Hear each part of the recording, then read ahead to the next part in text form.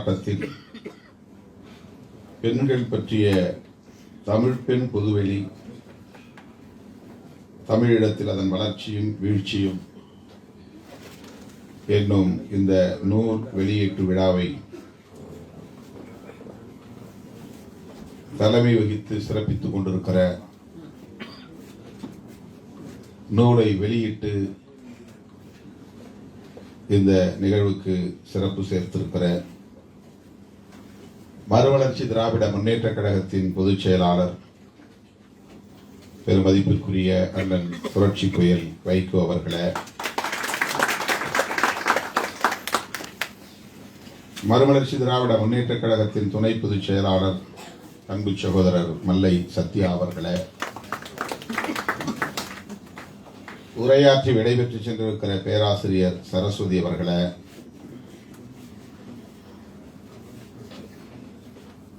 இந்த நூலை பதிப்பித்து இன்றைக்கு தமிழ் சமூகத்திற்கு வழங்கியிருக்கிற நிமிர் பதிப்பகத்தை சார்ந்த பதிப்பாளரும் மே 17 இயக்கத்தின் ஒருங்கிணைப்பாளருமான தோழர் திருமுருகன் காந்தி அவர்களே, எனக்கு முன்னர் இங்கே உணர்ச்சிகரமாக உரையாற்றி அமர்ந்திருக்கிற தமிழக வாழ்வுரிமை கட்சியின் தலைவர், சட்டமன்ற உறுப்பினர் அன்பு சகோதரர் தி வேல்முருகன் அவர்களே, இங்கே திரளாக கூடியிருக்கிற தமிழ் சொந்தங்களே, உங்கள் அனைவருக்கும் என்னுடைய பணிவார்ந்த வணக்கத்தை தெரிவித்துக் கொள்கிறேன். நவம்பர் 26 உலகமெங்கும் தமிழர்களால் கொண்டாடப்படுகிற ஒரு உன்னத நாள். அண்ணன் மேதகு பிரபாகரன் அவர்களின் பிறந்த நாள். நாளை உலகத் தமிழர்கள் அனைவரும் வீர வணக்கம் செலுத்துகிற நாள், மாவீரர் நாள். ஒவ்வொருவருக்கும் இந்த நாட்களில் பல்வேறு நிகழ்வுகள், ஒப்புக்கொள்ளப்பட்ட பல்வேறு நிகழ்வுகள்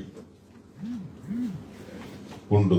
அந்த வகையிலே இன்றைக்கு நானும் பல நிகழ்ச்சிகளுக்கு ஒப்புதல் தந்திருக்கிற ஒரு சூழலில் தான் அன்பு தோழர் திருமுருகன் காந்தி அவர்கள் இந்த நிகழ்வில் நம்முடைய அண்ணன் வைகோ அவர்கள் நூலை வெளியிட இசைவளித்திருக்கிறார். அந்த நூலை முதல் படியை நீங்கள் பெற்றாக வேண்டும் என்று விரும்புகிறேன் என தொலைபேசியிலே தொடர்பு கொண்டு கேட்டுக்கொண்டார். அதை என்னால் தட்ட இயலவில்லை, மறுதளிக்க இயலவில்லை. வேறு சில நிகழ்ச்சிகளுக்கும் நான் ஒப்புக்கொண்டிருக்கிறேன் என்பதை எடுத்துச் சொல்லியும்,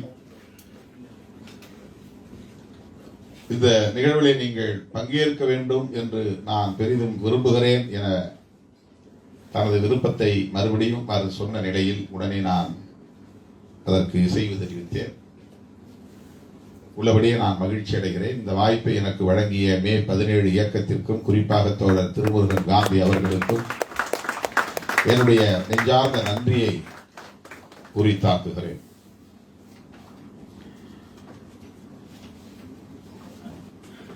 தமிழீழ விடுதலை போராட்ட களத்தில் ஆண்கள் ஆயுதம் ஏந்தி போராடியது உலகம் அறிந்த உண்மை என்பதைப் போல, பெண்களும் அந்த களத்தில் கருவியேந்தி நின்றார்கள் என்பதை உலகம் அறியும்.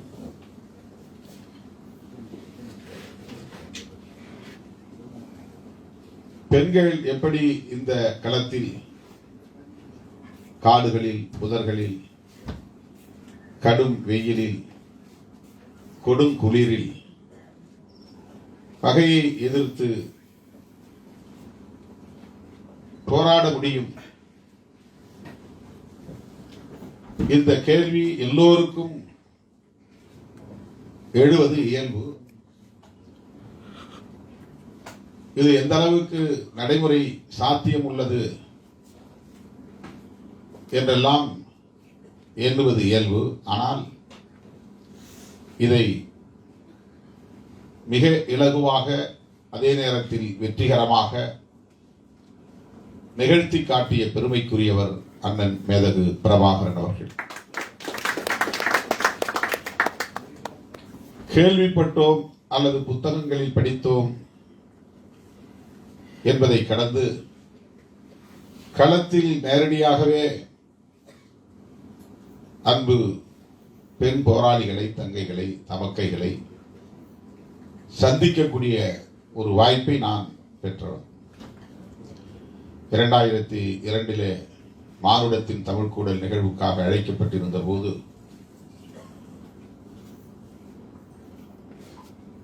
அங்கே செல்லுகிற வாய்ப்பை நான் பெற்றேன்.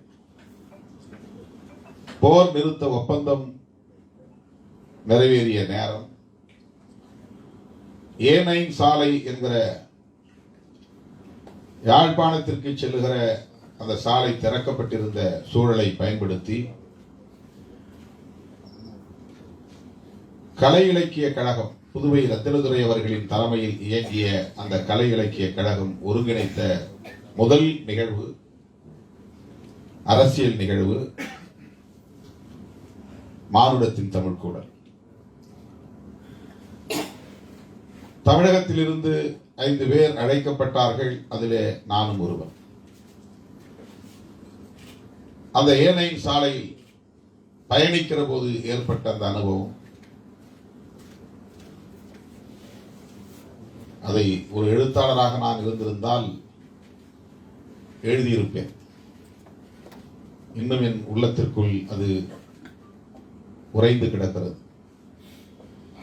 எழுதவில்லை, அங்கொன்றும் இங்கொன்றுமாக பதிவு செய்திருக்கிறேன். ஒரு நூலாக வெடிக்கவில்லை. அந்த A9 சாலை முழுவதும் சிங்கள ராணுவத்தினரின் கட்டுப்பாட்டு பகுதிகள், விடுதலை புலிகளின் கட்டுப்பாட்டு பகுதிகள், இருவருக்கும் கட்டுப்படாத பொது பகுதி என்றெல்லாம் அந்த சாலையிலே நாம் காண முடிந்தது. வவுனியாவில் இருந்தே தொடங்குகிறது. புலிகள் கட்டுப்பாட்டு பகுதிக்கு போனதும் நம்மை அவர்கள் தரித்திருந்த உடையோடு, ராணுவ உடையோடு வரவேற்ற அந்த வரவேற்பு மெய்சிலிர்ப்பை தந்தது. இந்த மிடுக்கான உடையோடு வந்து வரவேற்றவர்கள் ஆண் புலிகள் மட்டுமல்ல, பெண் புலிகளும் தான். புலிகள் கட்டுப்பாட்டு பகுதியை கடந்து 0 பகுதி, 0 பகுதி, அங்கே யாருக்கும் உரிமை இல்லை என்கிற ஒரு இடைவெளி பகுதி, 100 மீட்டர் அல்லது 200 மீட்டர் இடைவெளி பகுதி. அதை கடந்து சிங்கள ராணுவ கட்டுப்பாட்டு பகுதி. அந்த கடைசி பகுதியில் நாங்கள் இரவு நேரத்திலே போனோம். அந்த கடைசி அந்த புலிகள் கட்டுப்பாட்டின் பகுதி ஒரு 15-20 கிலோமீட்டர் கடந்த பிறகு அல்லது 30 கிலோமீட்டர் கடந்த பிறகு அந்த புலிகளின் கட்டுப்பாட்டு எல்லை கடந்தது. அந்த புறத்திலே இருக்கிற சிங்கள ராணுவத்தினரின் கட்டுப்பாட்டு பகுதிக்குள் நாங்கள் நுழைய வேண்டும். அந்த இடத்தில் பாதுகாப்புக்கு நின்றவர்கள் 10-15 பேர், அத்தனை பேரும் பெண்கள், பெண் புலிகள். இரவு நேரத்திலே எங்களை டார்ச் லைட் அடித்து எங்கள் முகங்களை பார்த்து அண்ணா என்று எங்களை அழைத்து எங்களோடு அவர்கள் அளவலாவியது, கருத்துக்களை பகிர்ந்து கொண்டது மெய்சிலிருப்பதாக இருந்தது. அந்த பகுதிக்கு செல்லுகிற போது அந்த பகுதியில் இருக்கிற சிங்கள ராணுவ அதிகாரிகளிடம் பேச வேண்டும். இப்படி ஒரு வண்டி வருகிறது என்றால் நேரம் கடந்து நாங்கள் போவதால், இல்லை என்றால் அவர்களிடம் பேச வேண்டிய தேவையில்லை. அந்த நேரத்தில் எங்களுக்காக 2 பெண் புலிகள் நடந்தே போய் 100 மீட்டர் அல்லது 150 மீட்டர் அந்த 0 பாயிண்ட் அதை கடந்து அங்கே உள்ளவர்களை போய் பார்த்து பேசி, இதுபோல தமிழகத்திலிருந்து வந்திருக்கிறார்கள், இவர்கள் யாழ்ப்பாணத்தில் இரவு தங்கியாக வேண்டும் என்ற தகவலை சொல்லி அவர்களிடம் ஒரு ஒப்புதலை பெற்று எங்களை மறுபடியும் வந்து அழைத்து கொண்டு போனார்கள். ஒரு நபர் கூட அந்த இடத்தில் ஆண் புலிகள் இல்லை. நல்ல இருட்டான பகுதி. பிறகு சிங்கள கட்டுப்பாட்டு பகுதியில் சில கிலோமீட்டர் கடந்து போகிறோம். அதன் பிறகு முழுக்க புலிகள் கட்டுப்பாட்டு பகுதி வந்து விடுகிறது, யாழ்ப்பாணம் போய் சேர்கிற வரை. ஆக முதலாக நான் களத்திலே பெண் புலிகளை அந்த இராணுவ உடையோடு மிடுக்காக நின்று பாதுகாப்பு, எல்லையில் பாதுகாப்பு, ஆயுதங்களை மிக இலகுவாக தாவணி போட்டுக் கொண்டிருப்பதைப் போல தோளிலே போட்டுக்கொண்டு அவர்கள் ஆணுக்கு எந்த வகையிலும் பெண்கள் சளைத்தவர்கள் இல்லை என்பதை உறுதிப்படுத்தக்கூடிய வகையில் ஆண்களைப் போல படிக்கிறோம் என்பது வேறு, ஆண்களைப் போல பரீட்சை எழுதுகிறோம் என்பது வேறு, ஆண்களைப் போல பாடுகிறோம் என்பது வேறு, ஆண்களைப் போல நாடகங்களில் எங்களால் நடிக்க முடியும், திரைப்படங்களில் நடிக்க முடியும் என்பது வேறு. ஆனால் ஆண்களைப் போல ஆயுதம் ஏந்தி போராட முடியும் என்பது வேறு. இந்த நள்ளிரவு வேளையில் அவர்கள் காடுகளில் புதர்களில் மண்ணை காப்பதற்கு, மக்களை காப்பதற்கு ஆற்றிய அந்த பணிகள்.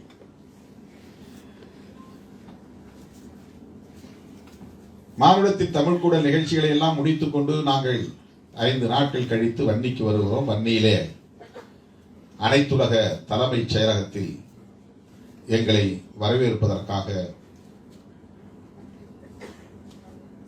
புலிகள் இருப்பார்கள், தோழர்கள் இருப்பார்கள் என்றுதான் நாங்கள் எண்ணிக்கொண்டு போனோம். எங்காவது ஒரு இடத்திலே, ஒரு அறையிலே தலைவர் இருப்பார் என்றுதான் நாங்கள் கற்பனை செய்து கொண்டு போனோம். ஆனால் அந்த தலைமைச் செயலகத்தின் வாசலில் அடியெடுத்து வைத்ததும் எங்களை 2 கைகளை விரித்து வரவேற்றவர் அண்ணன் பிரபாகரன் அவர்கள். அந்த இராணுவ உடையோடு மிடுக்காக நின்று எங்களை ஒவ்வொருவரையும் கட்டித் தழுவி வரவேற்றார். அங்கே அண்ணன் தமிழ்ச்செல்வன் அவர்களும் இருந்தார், நிதித்துறை பொறுப்பாளர் அண்ணன் தமிழேந்தி அவர்களும் இருந்தார். பிறகு நாங்கள் நேரம் உரையாடினோம், அமர்ந்தோம், அவரோடு அண்ணனோடு உணவை எடுத்துக்கொண்டோம். பிறகு அண்ணன் பாலசிங்கம் அவர்களை சந்தித்துவிட்டு நாங்கள் முல்லைத்தீவின் கடலோரத்திற்கு தளபதி சூசையை பார்ப்பதற்காக நாங்கள் சென்றோம். அங்கே எங்களுக்கு இரவு உணவு ஏற்பாடு செய்யப்பட்டிருந்தது. அந்த இடத்திலும் எங்களை வரவேற்று உணவை எங்களுக்கு வழங்கியதில் ஆண் புலிகளும் பெண் புலிகளும் இருந்தார்கள். அது இரவு 10 மணிக்கு மேல். பிறகு தங்குவதற்காக எங்களை ஒரு இடத்திற்கு அழைத்து போனார்கள். அந்த இடம் நிதர்சனம் குழுவினர் இருந்த இடம். அதாவது நிதர்சனம் என்பது ஒரு ஊடகத்துறை. நிதர்சனம் என்கிற பெயரால் தொலைக்காட்சி அப்போதே அவர்கள் தொடங்கியிருந்தார்கள். ஒரு கலை பண்பாட்டு தளத்தில் பணியாற்றக்கூடிய ஒரு அமைப்பின் பெயர். அதற்கு பொறுப்பாளர் தான் சத்தியமூர்த்தி என்கிற சேரலாளர். அங்கே நிதர்சனம் குழுவை பார்த்துவிட்டு போய் படுக்கலாம் என்று அழைத்துக் கொண்டு அங்கே போனால், அங்கே அந்த நேரத்தில் 11 மணிக்கு மேல் இருக்கும். அந்த நேரத்தில் ஒரு 15-20 பேர் அந்த அலுவலகத்தில் பணியாற்றி கொண்டிருக்கிறார்கள், கலந்தாய்வு செய்து கொண்டிருக்கிறார்கள். அத்தனை பேரும் எழுந்து நின்று எங்களை வரவேற்றார்கள். அவ்வளவு பேரும் பெண்கள். நள்ளிரவு நேரத்திலே 11:30 மணிக்கு மேல் தன்னுடைய தாய்மண்ணை மீட்பதற்காக நடத்துகிற அந்த யுத்த களத்திலே அவர்கள் அந்த இராணுவ சீருடை இல்லாமல் இருந்தார்கள், எங்களோடு பேசிக் கொண்டிருந்தார்கள். பிறகுதான் நாங்கள் படுக்க போனோம். இப்படி அந்த களத்திலே ஆண்களும் பெண்களும், உழைக்கிற களத்திலே ஆண்களும் பெண்களும் இருக்கலாம், போராடுகிற களத்தில், அதுவும் ஆயுதம் ஏந்தி போராடுகிற களத்தில், அதுவும் மிக கடினமான ஆபத்துகள் நிறைந்த களத்தில், பகை சூழ்ந்திருக்கக்கூடிய ஒரு போராட்ட களத்தில் எந்த வேறுபாடும் பாகுபாடும் இல்லாமல் அவர்கள் பங்களிப்பு செய்ததை கண்டு உள்ளபடியே வியந்து போகும். 2 ஆண்டுகளுக்கு பிறகு 2004ஆம் ஆண்டு மறுபடியும் நான் அங்கே பயணிக்க வேண்டிய ஒரு சூழல் அமைந்தது, வாய்ப்பு கிட்டியது. 11-12 நாட்கள் அங்கே நான் கிளிநொச்சியிலேயே தங்கியிருந்தேன். மாவீரர் நாள் வந்தது. விசுவமடு என்கிற இடத்தில் அமைந்திருக்கிற மாவீரர் துயிலும் இல்லம், அதில் நான் ஈழத்தமிழ் சொந்தங்களோடு பங்கேற்கிற வாய்ப்பை பெற்றேன். ஆயிரக்கணக்கானவர்கள் அங்கே வந்தார்கள். ஏனென்றால் அந்த விசுவமடு மாவீரர் துயிலும் இல்லம் என்பது பெரிய ஒரு 4000 பேருக்கு மேலான மாவீரர்களை அடக்கம் செய்திருக்கிற ஒரு தலம். ஒவ்வொன்றும் 5000 பேர் 10,000 பேர் என்கிற அளவுக்கு பெரிய பெரிய கோப்பாய், கிளிநொச்சி, விசுவமடு, இந்த இடங்களில் அமைந்த மாவீரர் துயிலும் எல்லாம் பெரிய பெரிய பரப்பளவை கொண்டது. ஒவ்வொரு கல்லறைக்கு 2 பேர் 3 பேர் என்று வந்து நின்றால் 4000 கல்லறை, 10-12,000 பேர் அவரவர் குடும்பத்தை சார்ந்தவர்கள் அந்த கல்லறையில் வந்து தேடி பிடித்து அவ்வளவு நுணுக்கமாக ஒவ்வொருடைய முகவரியோடு கல்லறைகள் அங்கே நிறுவப்பட்டிருக்கின்றன. அவர் அடையாளம் கண்டு போய் நின்று மெழுகுவர்த்தி ஏற்றுவார்கள். அதற்கு பொறுப்பாக ஒரு தளபதி அங்கே நிற்பார். குறிப்பிட்ட நேரத்தில் எல்லா இடங்களிலும் மாவீரர் துயிலும் இல்லங்களில் திரையிடப்படும். எங்கிருந்தோ அவர் மேதகு பிரபாகரன் அவர்கள், அண்ணன் அவர்கள் உரையாற்றுவார். அதற்காக எல்லோரும் காத்திருப்பார்கள். அஞ்சலி செலுத்துகிற உடனேயே அடுத்த சில நொடிகளில் அவர் ஆற்றுகிற உரையை உலகமெங்கும் தமிழ் சொந்தங்கள் பார்ப்பார்கள் என்பதையும் தாண்டி சிங்களவர்களும் இந்தியர்களும் நமது பகைவர்களும் அவர் என்ன பேசப் போகிறார் என்பதை கவனிக்கக்கூடிய ஒரு உரையாக மாவீரர் நாள் உரை அமையும். தமிழ்நாட்டில் நாள்தோறும் மேடை போட்டு பேசுகிறோம், ஒரு நாளைக்கு 10 மேடைகளில் பேசுகிறோம். ஆனால் ஆண்டுக்கு ஒரு முறை உரையாற்றுபவர் அண்ணன் பிரபாகரன் அவர்கள். அதுதான் மாவீரர் நாள் உரை. அவர் மேடை ஏறி அல்லது உலகமெங்கும் தெரியக்கூடிய வகையில் உரையாற்றுகிற நிகழ்ச்சி மாவீரர் நாள் நிகழ்ச்சி மட்டும்தான். ஓராண்டு காலத்தில் என்ன நடந்தது, இனி அடுத்த ஓராண்டு காலத்திற்கு என்ன நடக்கப் போகிறது, சர்வதேச சூழல் என்னவாக இருக்கிறது, இலங்கை அரசியல் எப்படி போய்கொண்டிருக்கிறது, இந்திய வெளிவகார கொள்கை எவ்வாறு மாறிக்கொண்டிருக்கிறது என்பது குறித்தெல்லாம், தெற்காசிய பிராந்தியத்தில் எத்தகைய மாற்றங்கள் நிகழ்ந்து கொண்டிருக்கின்றன என்பதை பற்றியெல்லாம் அவருடைய உரையில் இடம்பெறும். அந்த மாவீரர் நாள் உரையை ஒவ்வொரு தமிழனும் கட்டாயம் படிக்க வேண்டும். ஒட்டுமொத்தமாக அது தொகுத்து வெளியிடப்பட்டிருக்கிறது. தொடக்க நாளில் இருந்து கடைசி வரையில் அவர் பேசிய அந்த உரைகளில் ஒரு இடத்தில் கூட இந்தியாவை பகை சக்தியாக அவர் முன்னிறுத்தவில்லை. ஸ்ட்ராட்டஜி என்பதுதான் முக்கியமானது ஒரு விடுதலை போராட்டத்தில். நாம் பாட்டுக்கு கோபப்பட்டபடி பேசுவது, ஆத்திரப்பட்டபடி விமர்சிப்பது என்பது ஸ்ட்ராட்டஜி அல்ல. நாம் எல்லோரும் இந்திய அரசை இன்றைக்கும் விமர்சித்துக் கொண்டிருக்கிறோம். ஆனால் எந்த நாளிலும், எந்த சூழலிலும், எந்த பொழுதிலும் மறந்தும் உணர்ச்சி வயப்பட்டு இந்திய அரசை பகைத்துக் கொள்ளாத ஒரு அணுகுமுறையை அண்ணன் பிரபாகரன் அவர்கள் கையாண்டு வந்திருக்கிறார். அதை நாம் உன்னிப்பாக நுட்பமாக கவனிக்க வேண்டிய தேவை இருக்கிறது. அதற்காக நான் சுட்டிக்காட்டுகிறேன். ஏனென்றால் தமிழீழ விடுதலை என்பது இந்திய அரசை தவிர்த்துவிட்டு நிகழ்த்த முடியாது. இது ஒரு பிராக்டிக்கல் ட்ரூத். இந்திய அரசை பகைத்துக் கொண்டு நிகழ்த்த முடியாது. இது பகையாகத்தான் இருக்கிறது என்பது உண்மை, எதிராகத்தான் இருக்கிறது என்பது உண்மை. ஆனால் அது எந்த அடிப்படையில் இந்த நிலைப்பாட்டை எடுக்கிறது என்பதை புரிந்து கொள்வதுதான் ராணுவ தந்திரம். அப்படி புரிந்து கொண்டவர் அண்ணன் பிரபாகரன் அவர்கள். சுதுமலை பொதுக்கூட்டத்தில் பேசும்போது கூட ஆயுதங்களை கையளிக்க முடியாது, ஆனால் அதற்காக நாங்கள் இந்தியாவுக்கு எதிராக ஆயுதங்களை திருப்பவில்லை, எங்கள் மண்ணின் விடுதலைக்காக நாங்கள் ஆயுதத்தை ஏந்தி நிற்போம், கையளிக்க முடியாது. மாவீரர் நாள் உரையில் அப்படி அவர் பேசுவதை நாம் அறிந்து கொள்ள முடியும். அந்த விசுவமடிலே நடந்த மாவீரர் நாள் நிகழ்வில் நானும் பங்கேற்றுவிட்டு அண்ணன் அவர்களின் உரையை கேட்டுவிட்டு விடைபெற நினைத்த போது நான் சற்று ஓரமாக ஒரு புதர் ஓரத்தில் ஒதுங்கினேன். கூட வந்த தோழர் ஒருவர் சொன்னார், அங்கே போக வேண்டாம், இங்கே போக வேண்டாம், வீட்டுக்கே போய்விடலாம், இல்லை கொஞ்சம் தள்ளி போய் போகலாம். இல்லை, எனக்கு கொஞ்சம் அவசரமா இருக்கு, நான் இந்த விசுவமடு மாவீரர் துயிலும் இல்லத்தின் ஒரு ஓரமாக நான் போனேன். போகும்போது இங்கே அங்கே போகாதீங்க, அங்கே போகாதீங்கன்னு சொல்றாரு. நான் இல்லை, வெளிச்சமா இருக்கு, நாங்கள் தள்ளி போய் நின்று வரேன் அப்படின்னு சொல்லிட்டு போறேன். அப்படி போன உடனே கொஞ்சம் தூரம் தள்ளி அங்கிருந்து கலகல என்று ஒரு சிரிப்பு சத்தம். எனக்கு ஒன்றுமே புரியவில்லை. இருட்டில் புதர்ல ஒரு யாரோ பசங்க தாங்க நிற்கிறாங்களோ அப்படின்னு நினைச்சிட்டு அவங்க தயங்கிட்டேன். அப்புறம் அவர் அண்ணா அண்ணா நீங்க வாங்க வாங்க, அங்கெல்லாம் நம்ம பெண் புலிகள் நிற்பாங்க. அவங்க புதர்ல இருந்து வெளியே வந்துட்டாங்க. அண்ணா நாங்க தானே நிக்கிறோம், பாதுகாப்புக்காக நிக்கிறோம்னே. ஒரு 7-8 பெண்கள்.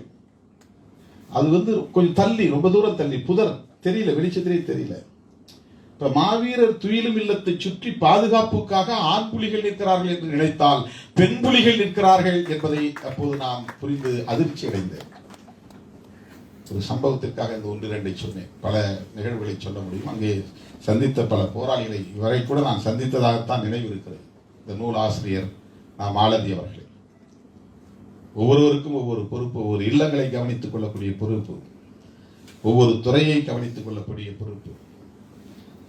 உடல் உறுப்புகளை இழந்த நிலையில், கைகள் இல்லாமல், கால்கள் இல்லாமல், முகம் சிதைந்த நிலையில், கண் இழந்த நிலையில் ஏராளமானவர்கள் போராளிகள் இருக்கிறார்கள். அவர்களை எல்லாம் பராமரிப்பதற்கு நவம் கலைக்கூடம் என்கிற ஒரு துறை தனியே நவம் என்பவரின் பெயரால் உருவாக்கப்பட்டிருந்தது. அங்கே போனோம்னா கைகள் இரண்டுமே இல்லை, ஆனால் கால்களால் ஒருவர் கலை திறன்களை வெளிப்படுத்தினார். கம்ப்யூட்டரை இயக்கினார், இசை நிகழ்ச்சியை நடத்தினார். எவ்வளவு தன்னம்பிக்கையை ஒரு போராட்ட களம் உருவாக்கி இருக்கிறது, ஒரு தலைவன் உருவாக்கி இருக்கிறார் என்பதை நான் பார்த்து வியந்து போனேன். யாரும் புலம்பவில்லை, என் கை போய்விட்டது, என் கால் போய்விட்டது, என் கண் போய்விட்டது, என் முகம் சிதைந்து போய்விட்டது என்று ஒருவருடைய உரையிலும் பேச்சிலும் பலவீனம் தெரியவில்லை. சிம்பத்தி, அதாவது இரக்கம் தேடுகிற ஒரு அணுகுமுறை இல்லை. அண்ணா எனக்கு இப்படி போயிருச்சு, என் கை போயிருச்சு, இந்த யுத்தத்தை அவ்வளவு பேரும் நமக்கே வெட்கப்படக்கூடிய அளவுக்கு ஒரு தன்னம்பிக்கையோடு, கூனி குறுகி நிற்கக்கூடிய அளவுக்கு ஒரு தன்னம்பிக்கையோடு, தாங்கள் இழந்து நிற்கிற உறுப்புகளை பற்றி சிந்திக்காமல், இழந்து நிற்கிற உரிமைகளை வென்றெடுப்பது, இழந்து நிற்கிற நிலத்தை, மண்ணை மீட்பது என்பதில் அவ்வளவு குறியாகவும் அவ்வளவு ஈடுபாட்டோடும் தீவிரமாகவும் அவர்கள் பணியாற்றுவதைக் கண்டு நான் வியந்து போனேன். அந்த களத்தில் பெண்களை ஈடுபடுத்தி அவர்களை தன்னம்பிக்கை உள்ளவர்களாக தலைநிமிர வைத்தது மிகப்பெரிய புரட்சி, மிகப்பெரிய புரட்சி. அதில் இன்னும் என்னை வியப்பில் ஆழ்த்தியது என்னவென்றால், கரும்புலிகளை பற்றி பேசிக் கொண்டிருந்தோம். கலைத்துறையில் பெண்கள் இருப்பது என்பது பெரிய வியப்புக்குரியதல்ல.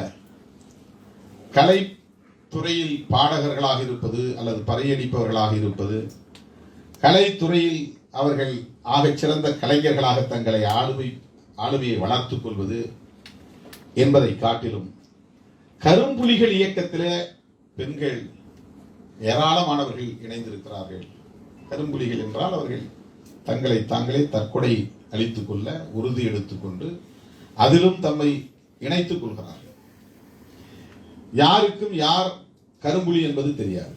ஒரு கரும்புலிக்கு இன்னொருவர் கரும்புலி என்று தெரியாது. அவருக்கு மட்டும்தான் தெரியும், தலைவருக்கு தெரியும். தன்னை ஒரு கரும்புலி என்று அவர் பிறரிடத்தில் சொல்லுவதில்லை. கரும்புலிகளுக்கென்று ஒரு அணிவகுப்பு நடந்தது முல்லைத்தீவில்.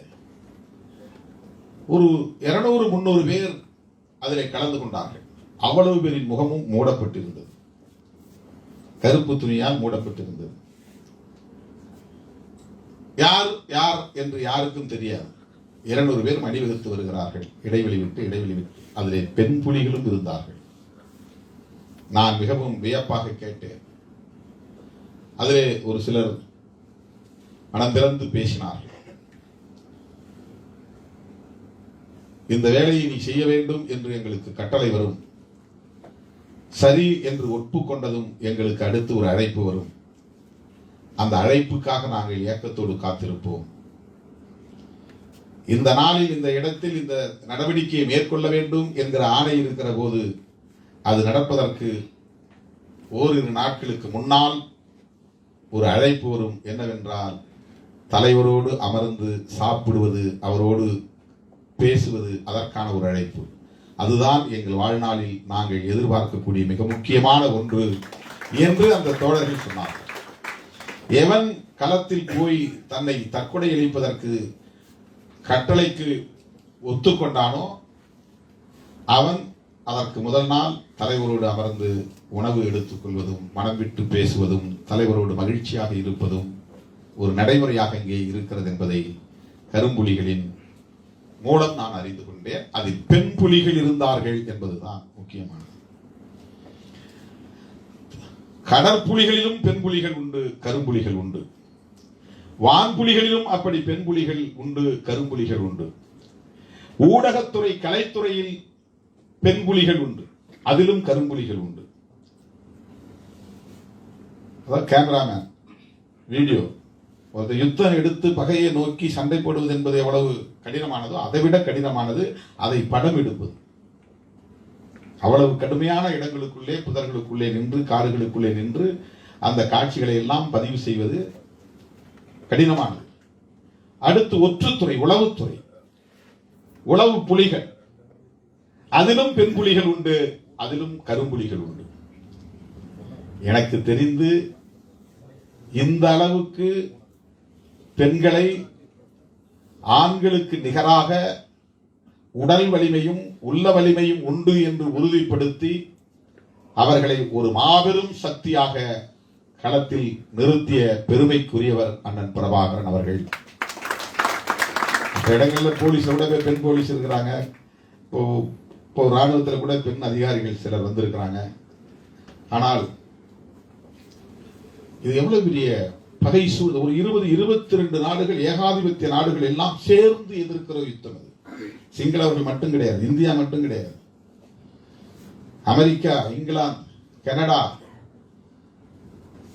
அமெரிக்க அடிவருடி நாடுகள், ஏறத்தாழ 22 நாடுகள் ஒரு அமைப்பை எதிர்த்து, ஒரு நாட்டை எதிர்த்தல்ல, ஒரு அரசை எதிர்த்தல்ல, தமிழீழ விடுதலை புலிகள் என்கிற ஒரு இயக்கத்தை எதிர்த்து, சிங்கள பேரினவாத அரசு மட்டுமல்ல, அல்லது இந்திய பேரரசு மட்டுமல்ல, சீனா, அது ஒரு ஏகாதிபத்திய அரசு, பாகிஸ்தான், அந்த படையிலேயே அவர்களுக்கு துணையாக நின்ற ஒரு நாடு, இவ்வளவு பேரையும் எதிர்த்து நிற்கக்கூடிய ஒரு வலிமையை ஆண்கள் இடம்பெறுகிற படையில் மட்டுமல்ல, பெண்களும் அந்த படையிலே இடம்பெற்று அந்த வலிமையை பெற்று களத்திலே நின்றார்கள் என்பது மிகப்பெரிய சாதனை, மிக பெரும் புரட்சி. அப்படி தமிழ் பெண்களுக்கு பொதுவெளி, அதுதான் பொதுவெளி, ஆண்களும் இணைகிற ஒரு இடம்தான் பொதுவெளி என்பது, மெயின் ஸ்ட்ரீம், மைய நீரோட்டம் நாம் சொல்றோம் இல்லையா, பொது நீரோட்டம் என்று சொல்கிறோம் அல்லவா. அப்படிப்பட்ட பொதுவெளியில் தமிழ் பெண்கள் எத்தகைய இடத்தை பெற்றார்கள், அது எப்படி சாத்தியமானது என்பதை மாலதி அவர்கள் தன்னுடைய கள அனுபவங்களில் இருந்து இதை பதிவு செய்திருக்கிறார் என்றால் இந்த நூல் அவசியம். பெண்ணியம் பேசக்கூடிய அத்தனை பேரும், பெண் விடுதலையை பேசக்கூடிய அத்தனை பேரும், பெண்களை பொது வாழ்வில் ஈடுபடுத்தக்கூடிய இயக்கங்களை சார்ந்த அத்தனை பேரும் படிக்க வேண்டிய ஒரு நூலாக நான் இதை பார்க்கிறேன். அவசியம் அனைவரும் இதை படிக்க வேண்டும். பெண்களை நாம் ஒரு குறிப்பிட்ட எல்லை வரைதான் அனுமதிக்க முடியும் என்கிற நிலையை கடந்து நீண்ட நெடுங்காலமாக பெண்களை எத்தகைய நிலையில் இந்திய சமூகம், அது இலங்கையும் உட்படுத்தியதுதான். இலங்கை இந்திய சமூகம் என்றால் இலங்கையும் அதில் உட்பட்டதுதான். இலங்கை இந்தியாவின் அத்தனை கூறுகளையும் கொண்டிருக்கிற ஒரு நிலப்பகுதி. இங்கே உள்ள இந்து மதம் அங்கே உண்டு, இங்கே உள்ள பௌத்தம் அங்கே உண்டு, இங்கே உள்ள சமணம் அங்கே உண்டு, இங்கே உள்ள சாதி அமைப்பு முறை அங்கே உண்டு, இங்கே உள்ள அரசியல் போக்குகள் அங்கே உண்டு. இங்கே உள்ளவர்களுக்கு காந்தியடிகள் எப்படி ஒரு தலைவராக தோன்றினாரோ அப்படி அங்கே உள்ள தமிழ் மக்களுக்கும் காந்தியடிகள் ஒரு தலைவராக அன்றைக்கு இருந்தார். இப்படி சொல்லிக்கொண்டே போகலாம். எனவே இலங்கை என்பதும் இந்தியா என்பதும் கலாச்சார தளத்திலே மாறுபட்ட ஒன்று அல்ல. இங்கே எப்படி பெண்கள் ஒடுக்கப்பட்டிருந்தார்கள் அல்லது கல்வி மறுக்கப்பட்டு அதிகாரம் மறுக்கப்பட்டு கிடந்திருக்கிறார்கள், உழன்று கொண்டிருந்தார்கள் என்பதை நாம் அறிவோம். அப்படிப்பட்ட ஒரு சமூக சூழலில், காலச்சூழலில், நிலவிய சூழலில், அதாவது நிலச்சூழலில்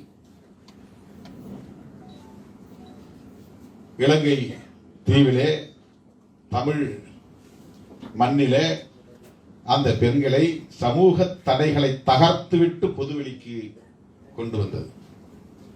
போராட்ட சூழல் நெருக்கடியை தந்திருக்கிறது என்றாலும் கூட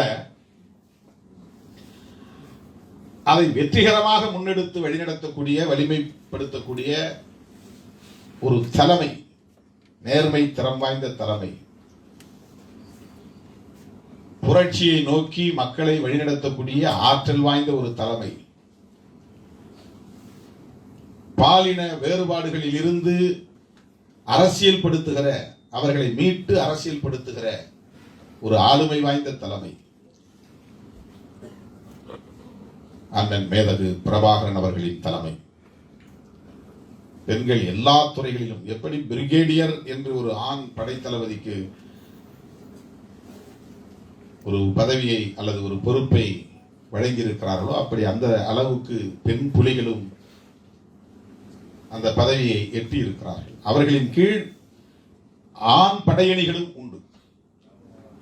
ஒரு பெண் தளபதியின் கட்டளை தளபதியின் கீழ் ஆண் புலிகளும் போராடி இருக்கிறார்கள், போராடினார்கள். இது வரலாறு. ஆகவே சமூக தடைகளை தகர்த்து ஒரு விடுதலை போராட்டத்தில் பங்கேற்பது, இன பகைவர்களை எதிர்த்து நிற்பது, கருவி ஏந்தி களமாடுவது, பங்கர் அப்படின்னு சொல்லுவாங்க, பதுங்கு குழிகள். பதுங்கு குழிகளில் திடீரென்று கொத்து குண்டுகளை வீசுகிற போதோ அல்லது எதிரிகள் எங்கிருந்தோ துப்பாக்கிகளால் சுடுகிற போதோ தங்களை தற்காத்துக் கொள்வதற்காக அந்த பதுங்கு குழிகளில், ஆழமான குழிகளில் இறங்கி பதுங்கிக் கொண்டு பிறகு அங்கிருந்து போராட்டத்தை முன்னெடுப்பார்கள், யுத்தத்தை முன்னெடுப்பார்கள். அந்த பதுங்கு குழிகளில் 4 பேர் 5 பேர் தங்கக்கூடிய இடமாக இருக்கலாம், அல்லது 10 பேர் தங்கக்கூடிய அளவுக்கான ஒரு இடமாக இருக்கலாம். அந்த இடத்தில் ஆணும் பெண்ணும் இணைந்தே தங்குகிற பதுங்கு குழிகளாகத்தான் அவை இயங்கிக் கொண்டிருக்கின்றன. ஆண் புலிகளும் பெண் புலிகளும் அந்த இடத்தில், அந்த பதுங்கு குழிகளில் இரவு நேரமோ பகல் நேரமோ மழை நேரமோ புயல் நேரமோ எந்த நேரமாக இருந்தாலும் அப்படிப்பட்ட அந்த இடங்களில் ஆண் புலிகளும் பெண் புலிகளும் தங்கியிருந்து மண்ணை காப்பதற்கு போராடி இருக்கிறார்கள். அப்படிப்பட்ட சூழலிலும் கூட பாலியல் குற்றச்சாட்டுகள் ஆளாகாத வகையில, அதன் மூலம் ஒரு இயக்கத்தில் எந்த தளர்வுகளும் அல்லது பலவீனங்களும் ஏற்படாத வகையில ஒரு இயக்கத்தை வெற்றிகரமாக முன்னெடுத்து செல்வது என்பது சாதாரணமான ஒன்று அல்ல. அப்படிப்பட்ட ஒரு மகத்தான சாதனையை படைத்து உலகுக்கு, உலக சமூகத்திற்கு, ஆளும் வர்க்கத்திற்கு, ஏன் வல்லரசுகளுக்கே உணர்த்தியவர் அண்ணன் பிரபாகரன் அவர்கள். அமெரிக்காவினுடைய ராணுவ பள்ளிகளில் போர் தந்திரங்கள் குறித்து பாடம் சொல்லித் தருகிற போது புலிகளின் போர் தந்திரம் என்கிற பாடத்திட்டமே உண்டு என்று சொல்வார்கள்.